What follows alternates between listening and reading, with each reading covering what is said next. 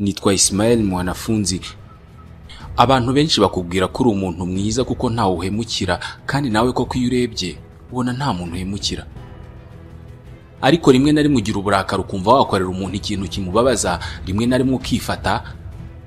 Ariko ahantu runaka mu isi hari umuntu utakubona nk'abandi bose kuko wagufata nk'umuhemu. Ibi turabizi twese, nta muntu ukundwa na bose.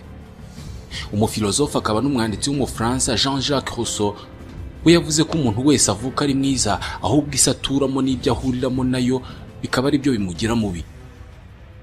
Abantu bazwi ko ari babi cyangwa se ko ari abanyamahane babikurahe? Abo tubona se duhora tuvuga ko bitonda ko ari abantu beza, bo babigenza bate ngo babe batyo? Umwana ufite umwaka umwe w'amavuko utaramenya kuvuga abwirwa n'iki ko nakubita umuntu agashyi ke gato uwo muntu ari bubabare, ko iyo bamurakaje ashobora gukubita umubabaje? Twese mu isi ibyo dukora byose biba biri mu nyungu dutekereza ko tubikuramo. Abantu b'imico myiza batagira uwo babangamira bunguka iki? Abakora ibikorwa bibabaza benshi bo bunguka iki? Hari abantu benshi tubona ari beza batabangamira umuntu n'umwe, ariko bikaba ari kuri twe gusa, nyamara bagera ahandi bakaba inyamaswa. Muri iki kiganiro twifashishije ubushakashatsi bw'umunyamakuru w'Umufaransa Eric Bournan ndetse na Bettina Hoffman.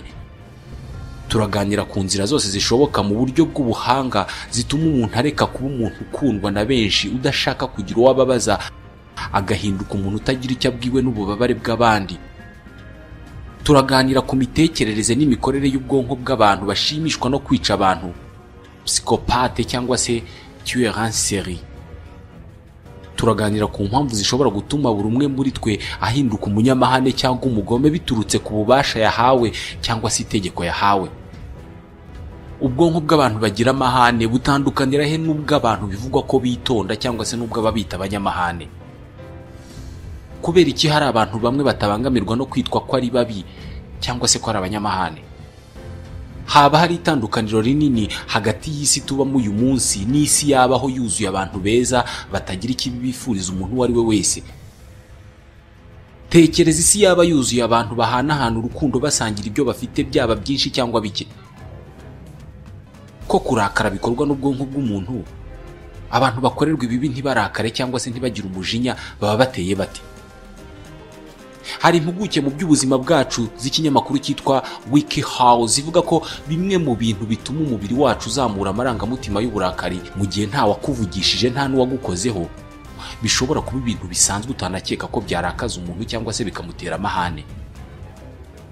Ibara ry'umukara ni ibara rituma umuntu yiyumvamo uburakari cyangwa se akiyumvamo ko yahindutse atakiri uwo asanzwe ari we. Kwambara imyenda y'umukara byonyine bishobora gutuma ugira imyitwarire itandukanye cyane n'iyo wagira wambaye imyenda y'umweru.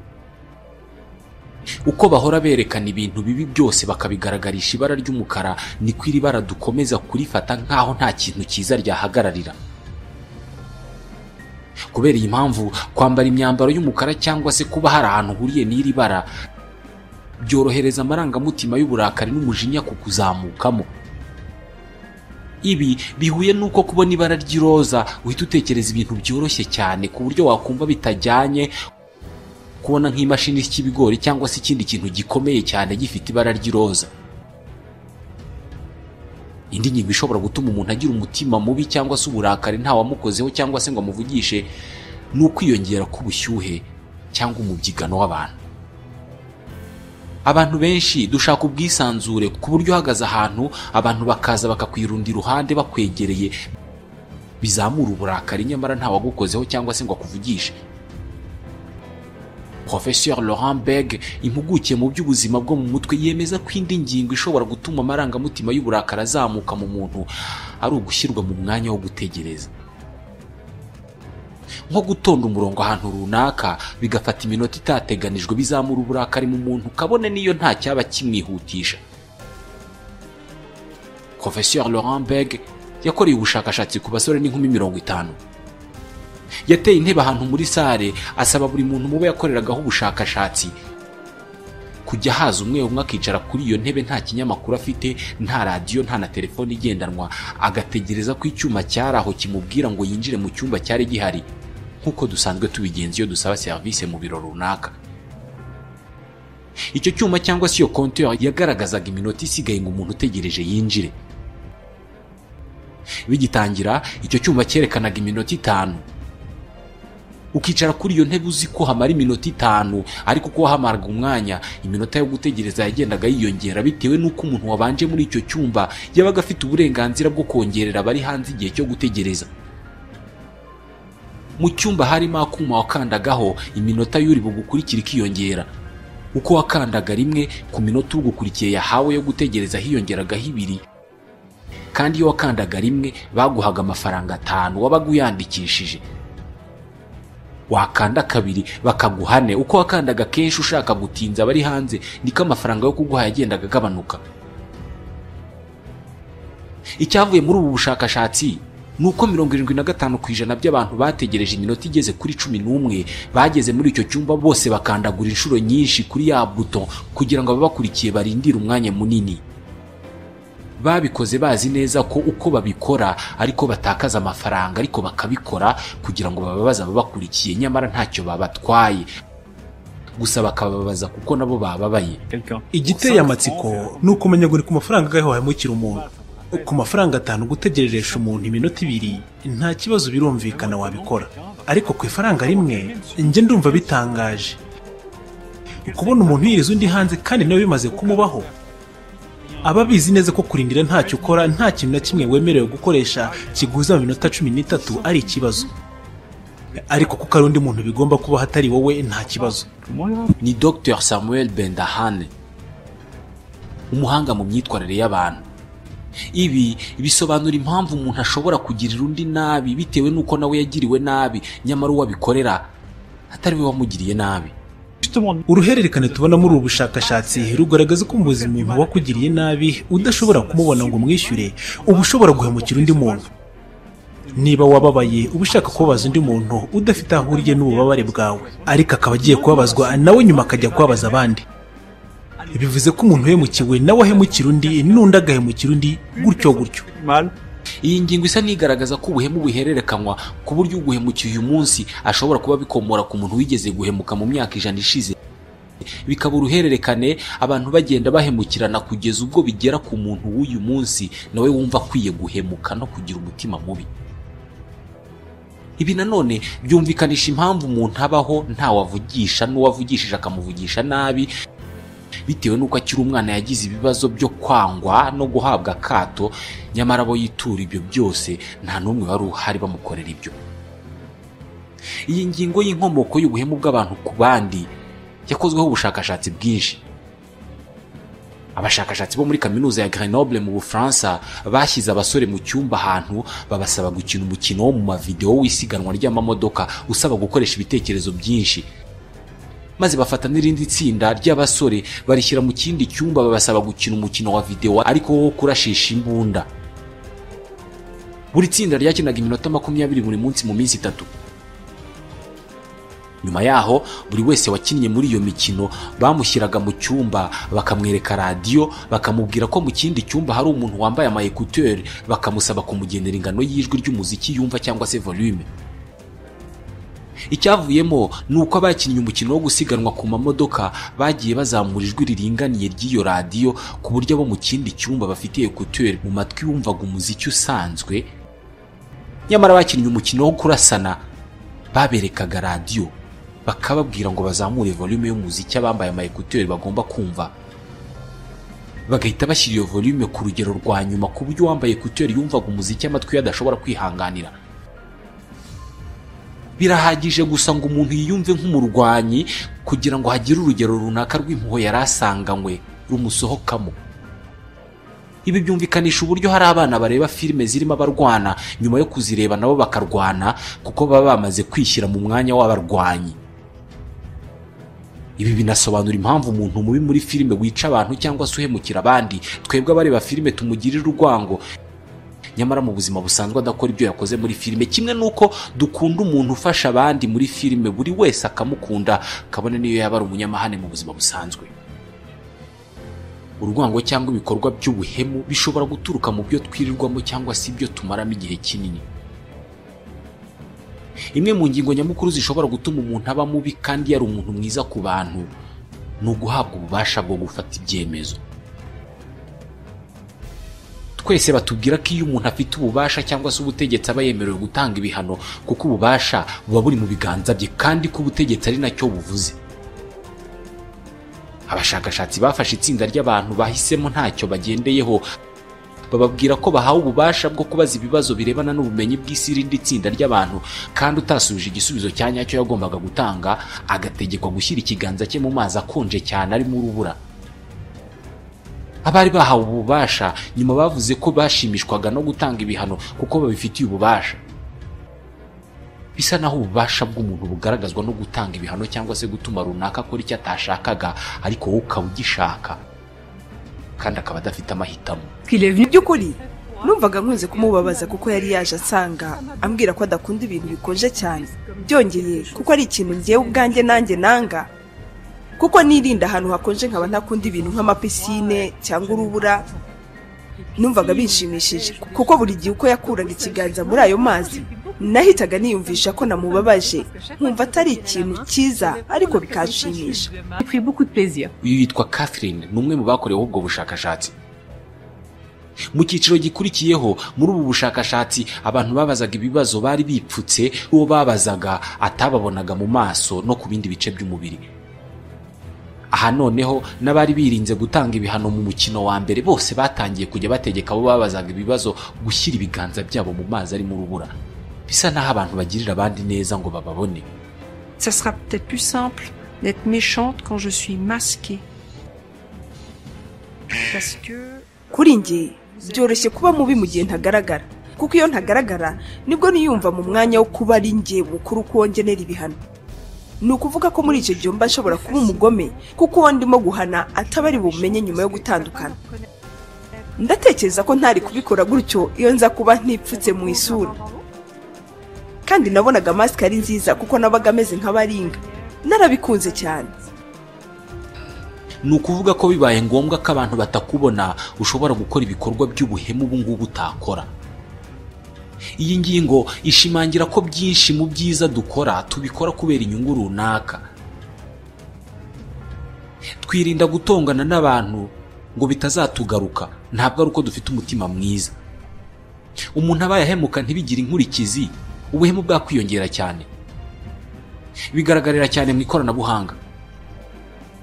Hari abantu biyita amazina atabaho ku mbuga nkoranyambaga, baba biteguye gutukana no gusebanya no kuvuga amagambo mabi kuri izo mbuga kurusha ibyo bandika bitwa amazina yabo yo mu byangombwa byemewe n'amategeko. Hari amahirwe menshi kuramutse umenya umuntu wihisha inyuma y'amazina ataraye akandika ibitutsi n'andi magambo mabi ku mbuga nkoranyambaga, ushobora gusanga ari umuntu wakekaga ko atabikora. Bivuze ko haramutse havuyeho iyobera ryo kuvugana n'umuntu utamureba, ubuhemu bunyuze mu ikoranabuhanga bwagabanuka kuko kuri internet umuntu yakwiba nyamara mu buzima busanzwe atabikora. Uyu munsi ihohoterwa rinyujijwe kuri internet, ibyo bita cyber torture, riri mu bwoko bw'iyicarubozo rigezweho.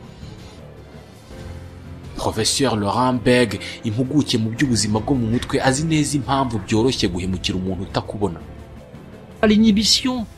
Mu gihe uhohotera atari imbere y'uwahohotera, nta mpungenge agira zaturuka ku myitwarire cyangwa ububabare bw'uwahohotera, nko kuba yamureba mu maso akabona uburyo ababaye. Ikindi ni uko nta muherwe aba hari yuko hari uwamubona bituma yiha ibyishimo byose ashaka mu guhohotera umuntu. Nka internet, impuzankano cyangwa uniforme nayo ituma umuntu aba nk'uwihishe, bigatuma umuntu agira umutima mubi atagira atazambaye. Iri ni rimwe mu mahame akoreshwa n'inzego za gisirikare nyinshi zo mu isi. Ku rugamba, iyo wambaye umwambaro wa gisirikare, bikaba bizwi ko umusirikare ari umurwanyi, mu mutwe wawe bihita bikuzamo ko ugomba kurwana uko byagenda kose. Iri hame rikora neza cyane ku bana kurusha abantu bakuru. Ni uburyo bukoreshwa cyane n'abashyira abana mu gisirikare. Iyo bamaze kwinjizwa mu gisirikare babishaka cyangwa batabishaka, bapfa kuba bamaze gutandukanywa n'imiryango yabo, biba byoroshye ko bahindurwa abarwanyi, ku buryo wari umwana mwiza yitonda kumuhindura inyamaswa byoroha cyane. Lucien Bajoko, abiziho byinshi. Afite hagati y'imyaka 12 na 17 yari umurwanyi w'umwana muri Repubulika ya Demokarasi ya Kongo. Uyu munsi ni impunzi mu Bufaransa. Akora ubukangurambaga mu kurwanya ishyirwa mu gisirikare ry'abana. Mu gitabo yashyize hanze mu 2005, Lucien Bajoko yagaragaje uko yiyumvaga iyo yibonaga mu mwenda wa gisirikare. Iyo nambaraga umwenda wa gisirikare, ibintu byahitaga biba ibindi. Nahitaga nkomera kandi nkaba mubi cyane, nkahinduka undi muntu utapfa kumenyekana. Ku myaka 12 y'amavuko niyo waba uri umwana mwiza abantu bose bagutangarira. Bibaye ngombwa kushyira hasi imbunda y'igikinisha ababyeyi bakuguriye ahubwo ugafata Kalashnikov bakakohereza ku rugamba, byanze bikunze umutima w'ubwana bwiza ukuvamo. Entrez votre main ou vos mains, vous allez trop. Uzi ko ufite Kalashnikov mu biganza byawe, ufite chargeur 3, ni ukuvuga amasasu 90, bivuze ko ufite nibura ubuzima bw'abantu 90 mu biganza byawe. Izo ni inshingano nini cyane. Usibye no kuba waba ufite amasasu angana uku, n'imbunda itarimo amasasu kuyifata bigira icyo bihindura ku birebana n'uko umuntu yarateye. N'izi ndirimbo ubwazo zatuma wiyumva nk'umurwanyi muri ako kanya, uburakari bukakuzamukamo, maze buri gihe uko ubyibutse ugakora igikorwa cy'amahane. Abana babaye amarobo kubera ibikorwa bya gisirikare bakiri bato, batakaza impuhwe zose bagahinduka nk'abatagira bimwe mu byumviro by'umubiri. Lucien Bajoko yabyanditse mu gitabo cye. Nicaga urubozo abana bashya bazaga mu gisirikare nk'uko nanjye banyishe urubozo. Nabaga mbizi ko ndimo kubabaza kuko nabumvaga basakuza bataka. Ariko igisirikare nuko kimera, nta mpuhwe nabaga mfite. Umwana ubayeho muri ubu buzima asimbuka igihe cye cyo kwiremamo kuzaba umuntu mwiza w'inyangamugayo cyangwa w'umunyempuhwe. Professeur Simon Baron Cohen yigisha ubuzima bwo mu mutwe muri kaminuza ya Cambridge muri Leta Zunze Ubumwe za Amerika. Abana b'abasirikare ni urugero rugaragara neza, kuko bari abana bashyizwe mu bintu by'ubuhezanguni byo kubabaza abandi bumvira amategeko y'ababakoresha. Rimwe na rimwe kubera ubwoba bituma igihe cyabo cyo kuremamo impuhwe gihagarikwa mu gihe ubusanzwe kigeza ku bugimbi n'ubwangavu. Uyu munsi hari abana barenga 300,000 banyuze mu gisirikare bakiri abana nyine. Bivuze ko mu isi hari abantu barenga 300,000 bwana bwabo bwangijwe. Kugira ngo abantu baba bakuru cyangwa abana bashobore kwigiramo umutima w'urwango n'ubugome, imwe muri tekinike zikoreshwa ni yitwa déshumanisation, kwambura umuntu ubumuntu. Umwanzi afatwa nk'ikinyabuzima cyo ku rwego rwo hasi cyangwa se nk'inyamaswa. Guhindura umuntu inyamaswa bituma umuntu ashyira itandukaniro hagati y'amatsinda y'abantu, ingingo ituma haba imyitwarire y'ubushotoranyi. Ibyo bibangamira ubunyangamugayo bw'umuntu, kuko ubunyangamugayo ari ukwiyumvamo gusa hagati yawe n'undi muntu. Mu gihe rero ushyizeho itandukaniro mu mitekerereze hagati y'umuntu n'undi, ubunyangamugayo buhita buvaho. Ni Professeur Laurent Bege, umuhanga mu by'ubuzima bwo mu mutwe wo muri kaminuza ya Grenoble mu Bufaransa. Ibikorwa byo kuremamo umuntu umutima wo kutagira impuhwe atarabifite byakozweho ubushakashatsi na Professeur Philippe Zimbardo muri laboratoire ya kaminuza ya Stanford. Yafashe amatsinda abiri y'abanyeshuri, bamwe bita abafungwa, anabambika imyambaro y'abafungwa ndetse bafungirana muri cave ya kaminuza, maze abandi abagira abacungagereza, abaha ibikoresho byose by'abacungagereza, wongeyeho ububasha bwo gukubita abafashwe nk'abafungwa. Professeur Zimbardo yabanje kubwira abo yahaye akazi k'ubucungagereza ko abo bafungwa ari abantu babi, abavugaho amagambo mabi menshi y'ibyo bakoze kandi abivuga mu mwanya munini, arangije abasaba guha ibihano abo bafungwa. Byari umukino, ariko abahawe akazi k'ubucungagereza bakubise cyane abo bafungwa ku buryo byabaye ngombwa ko bahagarika ubushakashatsi batinya ko byavamo imirwano ikomeye. Byerekanye ko umuntu wese ashobora kubura impuhwe n'indi myitwarire ya kimuntu. Bamwe mu babikoze nabo ubwabo basobanura ko batazi uko bigenda uhinduke nk'inyamaswa ku muntu musanzwe munziranye, gusa kubera ko wahawe itegeko ukagira n'andi mabwiriza uhabwa. Iyo akazi kawe ari ugucunga abantu, ntabwo uba ukiri umuntu umwe n'uwo uriwe mu myenda ya gisivile. Uhinduka undi muntu iyo wambaye ipantaro ya kaki, amadarubindi y'umukara, ufite n'inkoni. Professeur Bege avuga ko kuba umuntu yakora ibikorwa byo kubabaza abandi nyamara adasanzwe ameze uko bishobora guturuka ku kuba uwo muntu asanzwe yumvira abantu bose kandi yitonda ku buryo akurikiza amategeko yose ahawe uko ari nta guca ku ruhande. Kuba umuntu arangwa no kumvira abantu bose ni ingingo ishimangira neza ko yayobokwa mu buryo bworoshye umuha amategeko. Ntabwo imyitwarire y'ububi cyangwa se yo kuba umuntu utagira impuhwe ibaho bitewe n'ibihe umuntu arimo cyangwa se n'ibyo arimo gukora byonyine, ahubwo n'uburyo umuntu asanzwe ateye bugira uruhare mu kuba yaba mubi nk'umuhemu cyangwa se agakora ikintu kirimo umugayo utashoboraga kumukekaho. Iyi miterere y'umuntu ku giti cye ivuka mu muntu akiri umwana muto cyane. Abashakashatsi bemeza ko ku myaka 2 aribwo umwana aba agira amahane kurusha ibindi bihe byose by'ubuzima. Umushakashatsi mu by'imyitwarire w'umunyakanada witwa Richard Tremblay yemeza ko nubwo ingimbi n'abangavu aribo bagaragaza ibikorwa by'amahane no kutavugirwamo no kutavuga rumwe n'abantu benshi, ariko abana b'imyaka iri hagati y'2 n'7 nibo bagira amahane kurusha ingimbi cyangwa se abangavu. Lorsqu'on observe le comportement social des jeunes enfants, des enfants... Iyo witegereje imyitwarire mu miryango y'abana bakiri bato cyane b'imyaka 2, ubona ko kurwana kwabo no kwanduranya wabibara buri saha cyangwa mu minota 30. Ariko ikoze ubushakashatsi ku birebana no kurwana no kwiyenza ku ngimbi n'abangavu, ubarira ibikorwa byabo byo kurwana mu mwaka cyangwa mu mezi cyangwa mu cyumweru. Amahirwe nuko iki n'ibipfunsa abana bakubitana buri munsi biba bipima uburemere buke, naho ubundi hajya habaho gukomeretsanya nko mu mirwano y'abantu bakuru. Ukurwana cyangwa amahane y'abana agenda agabanuka uko yigishwa n'ababyeyi n'uko uburyo bw'imikorere y'ubwonko bwe bugenda buhinduka bitewe n'imikurire. Igice cy'ubwonko gishinzwe kwigenzura k'umuntu gikura bitewe n'imyaka umuntu afite, ariko ku bana bamwe na bamwe gikura ku muvuduko wo hasi, bigatuma umwana amara igihe kinini agifite amahane y'ubwana, aho yumva ko ikitamushimishije cyose kigomba gukosoreshwa gukubita cyangwa se kugaragaza umujinya. Imwe mu mpamvu ituma hibazwa niba amahane y'umuntu avukanwa cyangwa se niba umuntu ayaterwa n'ibyo abamo, nuko no mu nyamaswa nk'inguge habamo izigira amahane zikunda kwiyenza ku zindi.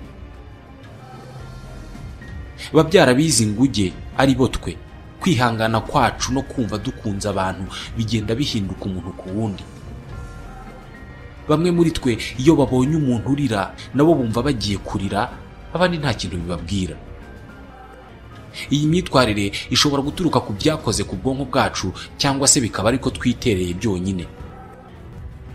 Bitekerezwa ko mu isi yose abagore 47% iyo babonye umuntu arira nabo bumva bagiye kurira, ndetse bakagerageza kwishyira mu mwanya w'umuntu ubabaye, mu gihe abagabo bameze batyo ari 42%. Dr. Sam Vaknin, umufilozofe w'umunya-Israel, ntabwo ari umwe muri aba bagabo 42% babona umuntu ababaye nabo bakumva bababaye. Si on me montre une photo d'un enfant qui meurt de faim au Tchad, ça ne provoque. Njyewe unyeretse ifoto y'umwana wishwe n'inzara muri Tchad, nta kintu kimwe numva bimbwiye. Umugore wanjye aramutse arwaye akambwira ko ari kubabara, numva ko ari ikibazo. Nzahangayika bingana nuko nahangayika mudasobwa yanjye iramutse irwaye. Umugore wanjye nawe yabikubwira. Iyi myitwarire ituruka ku kwiyumva cyangwa kwibona nk'umuntu uruta abandi bose, narcissisme. Abahanga bavuga ko iyi ari indwara yitwa trouble de la personnalité, aho umuntu abaho nta wundi muntu yitayeho usibye ubwe. Kuri we umuntu ukomeye ku isi kandi ufite agaciro ni we. Mu magambo uyu muntu avuga irigaruka cyane ni njyewe cyangwa se buri gihe akaba yumva yakwivugaho. Abantu bameze nka Sam bafata abandi bantu nk'ibikoresho kandi babyemera uko banabyishimiye cyane. Fondamentalement, ils sont des objets manipulables. Kuri nge abantu ni nk'ibikoresho. Ni ibikoresho bikoreshwa ikibonetse cyose nk'uko nasunika iki gikombe. Ni ukuvuga ko mu birebana na filozofi nta tandukaniro mbona hagati yawe n'iki gikombe. Itandukaniro ryonyine mbona ni uko ushobora kuba ukomeye kurusha iki gikombe kandi ukaba ugizwe n'ibintu byinshi. Iyo ngukoresha mbona ko ari njye ubereyeho, ubuzima bwawe ntabwo bumaze ikintu kinini. Kuri nge kubaho kwawe bishingiye ku byo ushobora kunkorera. À mon narcissisme.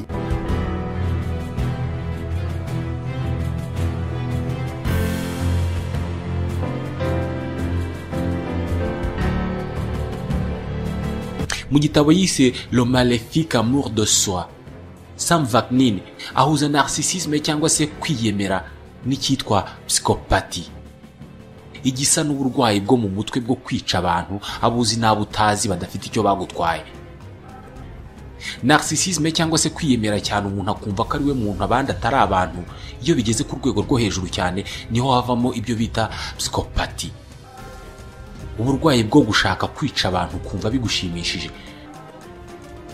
Iyo umuntu afite iyo myumvire hakiyongeraho kubura ubunyangamugayo cyangwa impuhwe, bihita bivamo urwango, umuntu akumva yanze abantu agashaka kubica kandi bikamushimisha. Abafite imyitwarire nk'iyi baba banafite ubushobozi bwo kwishyira mu mwanya w'abababaye, nk'umupsikopate cyangwa se bariya bashimishwa no kwica abantu. Baba bafite ububasha n'ubushobozi bwo kwishyira mu mwanya w'umuntu barimo bababaza, atari ukugira ngo bifatanye nawe mu bubabare bwe, ahubwo kugira ngo bishimishe kurushaho igihe babona undi arimo ababara. Niyo mpamvu mu buhamya bw'aba serial killer butangwa mu nkiko haba harimo ko bagiye babwira amagambo y'agashinyaguro bo bicaga mbere y'uko babica. Iyo habayeho gukora amahitamo ashobora kugira ingaruka ku buzima bw'umuntu runaka, nko kubatwara amamodoka, guhitamo kugonga abantu 2 kugira ngo urokore abandi 30 utwaye imodoka. Igihe ayo mahitamo abayeho, iyo bapimye ubwonko bw'umuntu usanzwe wahuye n'ayo mahitamo, babona itumatumanaho rikomeye ry'utunyangingo mu bwonko mu birebana n'amarangamutima. Nyamara iyo bapimye ubwonko bw'umuntu usanzwe afite uburwayi bwo gushaka kwica abantu cyangwa se umupsikopate, nta kintu na kimwe babona cyabaye mu mutwe we. Kwica umuntu ntabwo bimusaba gushidikanya na gato, ari nayo mpamvu nta marangamutima agira ku birebana n'ubuzima bw'umuntu. Mu bwonko bwe nta kazi na kamwe zone zishinzwe iby'amarangamutima zikora iyo habayeho ibirebana no kwica umuntu cyangwa se n'ubuzima bw'umuntu. Abahanga mu mikorere y'ubwonko bwacu bavuga ko ku birebana n'ubuzima bw'abantu, ubwonko bw'umupsikopate cyangwa se umuntu udaterwa ubwoba n'urupfu rw'abantu, mu bwonko bwe haba hameze nko mu mwobo utagira urumuri, haba ari umukara gusa. Twese duhorana amatsiko yo kumenya impamvu hari umuntu ushobora kubona amaraso ntibigire icyo bimutwara cyangwa se agashimishwa no kwica umuntu. Batubwira ko mwene aba bantu mu bwana bwabo baba barahohotewe kenshi, barabayeho mu buzima bubabaza, bakubitwa, bakorerwa iyicarubozo cyangwa se ikindi kintu kigoye kwibagirana, ku buryo bamwe babikora bavuga ko barimo kwihorera. Ariko kuba umuntu yarababayeho mu bwana ntabwo bisobanura ko agomba kwica abantu, kuko abababaye bose ntabwo bashimishwa no kwica abandi. Bumwe mu bushakashatsi bwemeza ko ubwonko bw'abicanyi ruharwa kandi babikunda bukora mu buryo butandukanye n'ubw'abandi bantu. Ubwonko bwacu ubusanzwe bugizwe n'ibice 3 bitandukanye. Igice bita cerveau reptilien kigenzura ibitekerezo byacu by'ibanze, bivugwa ko icyo gice kimeze nk'icy'ubwonko bw'inyamaswa zitwaga dinosaure. Ikindi gice ni icyitwa cerveau limbique, ari nacyo kibamo izindi ngingo nk'iyitwa amygdale, ahakorerwa amarangamutima yacu.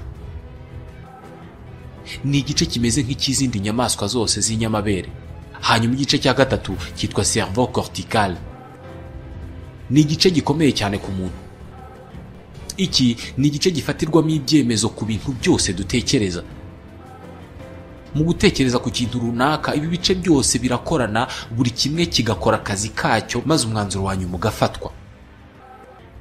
Ku bapsikopate cyangwa se aba serial killer siko bimeze, kuko bo ibice bikorana ni 2 muri 3 tumaze kuvuga. Amarangamutima yabo ava muri cerveau limbique agahita ajya muri cerveau cortical, nta handi anyura. Anyura mu nzira yitwa cortex orbitofrontal.